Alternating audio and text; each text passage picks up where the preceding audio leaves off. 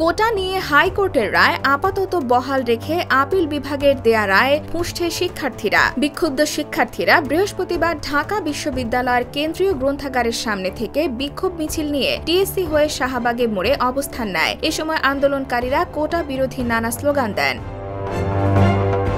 শিক্ষার্থীদের অবরোধে শাহবাগ এলাকায় যান চলাচল বন্ধ ও তীব্র যানজটের সৃষ্টি হয়েছে। এতে ভোগান্তিতে পড়েন সাধারণ মানুষ। বিক্ষুব্ধ শিক্ষার্থীরা বলেন, কোটা বাতিল মীমাংসিত ইস্যু, নতুন করে কোটা ফিরিয়ে আনা ছাত্র সমাজের সঙ্গে তামাশা, কোনোভাবেই বৈষম্যমূলক কোটা পদ্ধতি মেনে নেওয়া হবে না।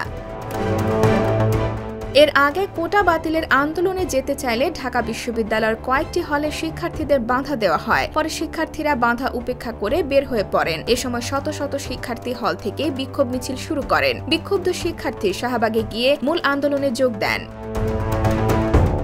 এর আগে সরকারি চাকরিতে প্রথম ও দ্বিতীয় শ্রেণীর মুক্তিযোদ্ধা কোটা পদ্ধতি বাতিলের সিদ্ধান্ত অবৈধ ঘোষণা করে হাইকোর্টের রায় স্থগিত চেয়ে রাষ্ট্রপক্ষের আবেদন শুনানির জন্য মুলতবি করেছেন সুপ্রিম কোর্টের আপিল বিভাগ। সেই সঙ্গে পূর্ণাঙ্গ রায় পাওয়ার পর কোটা নিয়ে নিয়মিত আপিল করার নির্দেশ দিয়েছেন সর্বোচ্চ আদালত।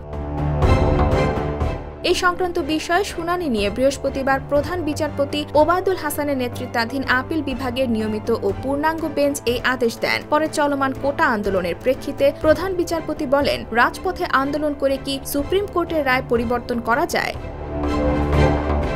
কোটা সংস্কার আন্দোলনের প্রেক্ষাপটে ৫ বছর আগে প্রথম ও দ্বিতীয় শ্রেণীর সরকারি চাকরির নিয়োগে ৩০% মুক্তিযোদ্ধা কোটা বাতিলের সিদ্ধান্ত অবৈধ ঘোষণা করে গত ৫ জুন রায় দেন হাইকোর্ট। এ রায়ের ফলে প্রথম ও দ্বিতীয় শ্রেণীর সরকারি চাকরিতে ৩০% মুক্তিযোদ্ধা কোটা আবারও ফিরে আসে। ২০১৮ সালে কোটা পদ্ধতি বাতিল করার আগ পর্যন্ত সরকারি চাকরিতে নিয়োগে ৫৬% পদ বিভিন্ন কোটার জন্য সংরক্ষণ করা হতো। এর মধ্যে মুক্তিযোদ্ধার সন্তানদের জন্য ছিল ৩০%, নারী 10%, জেলা 10%, ক্ষুদ্র নৃগোষ্ঠী 5%, প্রতিবন্ধী 1% কোটা। IBTV USA, new York.